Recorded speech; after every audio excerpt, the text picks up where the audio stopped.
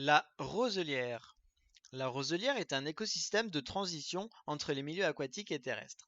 La roselière classique, la phragmitée, se compose presque uniquement de roseaux communs, Phragmites australis, mais il existe d'autres types de roselières. Ainsi, selon le mode de gestion, fauche, pâturage, la fréquence d'inondation ou encore la localisation, étangs, rivières, estuaires, la végétation varie, donnant différents types de roselières. Arosomacètes, typhées, abaldingères, phalaridés, agents déchésiers, cirpés. Les fonctions écologiques. La roselière remplit de nombreuses fonctions comme le maintien des berges, l'épuration des eaux et la fixation des sédiments. De nombreuses activités y sont pratiquées, contribuant à leur entretien et à leur conservation. C'est le cas de la fauche traditionnelle du roseau ou de la pisciculture extensive. Les intérêts biologiques. La roselière abrite de nombreux groupes faunistiques, insectes, amphibiens, et joue un rôle très important pour les oiseaux. Utilisée en période de reproduction, en migration et en hivernage, la roselière est indispensable à plusieurs espèces d'anatidés et à des espèces rares et menacées comme le phragmite aquatique pour la migration post-nuptiale ou encore le busard des roseaux, la rousserolle turdoïde et le butor étoilé pour la reproduction. La roselière et le butor étoilé. Emblème des roselières, le butor étoilé y est inféodé à tous les stades de sa reproduction, en migration et en hivernage. La prise en compte des roselières et leur entretien sont donc fondamentaux pour la conservation de cette espèce, faisant l'objet d'un plan national d'action. La population de mâles chanteurs de butors étoilés a diminué de plus de 30% entre 1970 où il y en avait 500 et 2008 où il n'y en a plus que 332. Les facteurs influençant sur l'état de santé d'une roselière. Pour qu'elle puisse se développer ou se maintenir, la roselière doit avoir des niveaux d'eau suffisamment hauts, 10 à 30 cm, et stables en période printanière.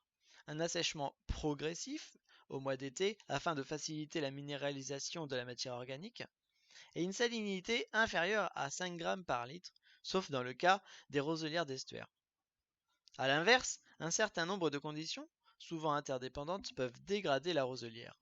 Les facteurs de dégradation les plus fréquents sont l'accumulation de matière organique, les roseaux morts, des niveaux trop hauts d'eau et une submersion trop prolongée, une mauvaise qualité de l'eau, la disparition ou l'évolution des activités traditionnelles, intensification, extension, et la présence d'espèces invasives, ragondins, rats musqués.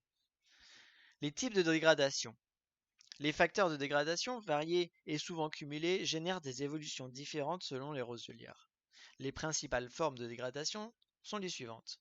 La déstructuration du massif de roseaux en petits îlots, la réduction de la taille des tiges et de la densité de la roselière, l'atterrissement et l'évolution vers le boisement. Si une ouverture au public ne constitue pas, le plus souvent, une dégradation directe de la roselière, cela peut engendrer d'importantes perturbations pour les espèces nicheuses et limiter leur reproduction. Comment gérer écologiquement une roselière? Donc l'entretien. La gestion d'une roselière doit se faire selon son contexte, sa taille, sa forme et bien sûr les activités présentes. S'il est difficile d'indiquer un seul mode d'entretien, dans tous les cas, les choix d'intervention devront toujours être justifiés, planifiés suite à un diagnostic préalable et se faire dans une logique de conservation de l'habitat et des espèces. La gestion des niveaux d'eau. Le maintien des niveaux d'eau stables est crucial pour le butor durant toute la période de reproduction qui s'étale de mars à juillet. Lorsque ceux-ci varient de manière importante, il y a un risque d'inondation des pontes. A l'inverse, lorsqu'ils sont trop bas, la prédation des nichés est accentuée et les femelles, seules à assurer le nourrissage, passent plus de temps à la recherche de proies et moins en surveillance. Au cours de l'été, un assèchement de certains facteurs favorise le maintien de la roselière en réduisant l'envasement puis l'atterrissement et la fermeture progressive du milieu. Dans les roselières qui connaissent un assèchement estival naturel, progressif et surtout partiel, celui-ci peut être préservé. Lorsque ce mode de gestion est utilisé de façon intentionnelle, il doit faire l'objet d'une réflexion approfondie et s'appuyer sur une connaissance précise du fonctionnement hydraulique de la roselière et des espèces présentes. Les roselières inondées ou humides sont plus favorables aux haltes migratoires de fauvettes paludicoles en août et septembre. Dans les régions d'étang, les assèques traditionnelles durent une année et portent sur la totalité du plan d'eau. Les surfaces exondées et donc inutilisables sont compensées par d'autres étangs en eau et attractifs. La fauche. Le plus souvent pratiquée sur de grands massifs, Camargue, Brière, la fauche permet de réduire les apports de matière organique et de régénérer la roselière. Si dans le sud de la France la fauche est bénéfique, dans la moitié nord où le roseau pousse avec près d'un mois de retard, la fauche peut impacter la reproduction du butor étoilé. Il conviendra alors d'être attentif aux dates de fauche, à la rotation des parcelles et à la mise en défense des secteurs les plus humides. De nombreux travaux existent sur l'optimisation écologique de la fauche du roseau et ont permis la rédaction de cahiers des charges sur, donc on peut trouver dans le plan national d'action. Sur les roselières linéaires, le long des fossés et cours d'eau, la fauche est à proscrire. Lorsque celle-ci ne peut être évitée, il convient alors qu'elle soit réalisée en fin d'hiver, avant la période de production, et en rotation sur plusieurs tronçons. La restauration. En préalable à toute opération de gestion, il est impératif de réaliser un diagnostic complet et d'identifier clairement les différents facteurs responsables de la dégradation. Les objectifs et les opérations de gestion doivent ensuite être clairement définis et planifiés en lien avec l'ensemble des usagers. Ces différentes étapes nécessitent un certain nombre de compétences naturalistes et techniques et doivent donc être confiées à des structures compétentes. Les niveaux et la qualité de l'eau. Lorsque la gestion des niveaux ou la qualité de l'eau sont responsables de la dégradation de la roselière, une analyse complète du fonctionnement hydraulique est nécessaire.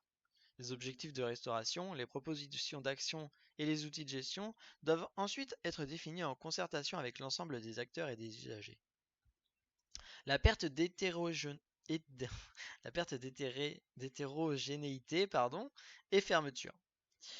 Dans certains cas, et notamment sur les roselières d'étang, lorsque la roselière n'est plus entretenue, on observe une perte d'hétérogénéité de celle-ci. Réduction des zones d'eau libre, fermeture des chenaux, diminution du linéaire de contact aux roselières, et une diminution des invertébrés, des poissons, des batraciens indispensables à l'alimentation du butor étoilé. Dans ce cas, plusieurs techniques peuvent être mises en œuvre pour améliorer l'intérêt biologique de la roselière.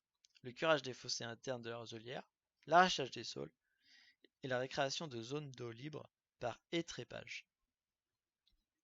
Au niveau de la réglementation, ce qu'il faut savoir, l'arrêté du 29 octobre 2009, abrogeant celui de 1981, fixe la liste des oiseaux protégés, nicheurs, migrateurs, hivernants, sur l'ensemble du territoire et leurs modalités de protection. Ce nouvel arrêté interdit notamment dans son article 3 la perturbation intentionnelle des oiseaux, la destruction, l'altération ou la dégradation des sites de reproduction et des aires de repos des animaux, pour autant qu'elles remettent en cause le bon accomplissement de ces cycles biologiques. Sur les sites Natura 2000 va être institué en 2010, donc a été institué, un nouveau régime d'évaluation des incidences et des projets d'aménagement susceptibles de porter atteinte de façon notable et durable aux espèces et habitats concernés par les directives Habitat et Oiseaux. La liste nationale d'opérations qui seront soumises à évaluation des incidences sur tous les sites Natura 2000 sera complétée par des listes locales précisées dans un arrêté préfectoral. Si la surface d'une roselière est comprise entre 1000 m² et 1 hectare, tout projet d'aménagement doit faire l'objet d'une déclaration auprès de la DDTM au titre de la loi sur l'eau. Si la superficie est supérieure à 1 hectare, une autorisation de modification est dès lors nécessaire avant tout projet d'aménagement. Le plus souvent, les roselières font l'objet d'une désignation en zone naturelle d'intérêt faunistique et floristique, la ZNIEF. Il est important de bien tenir compte de ce statut lors de l'élaboration des plans locaux d'urbanisme.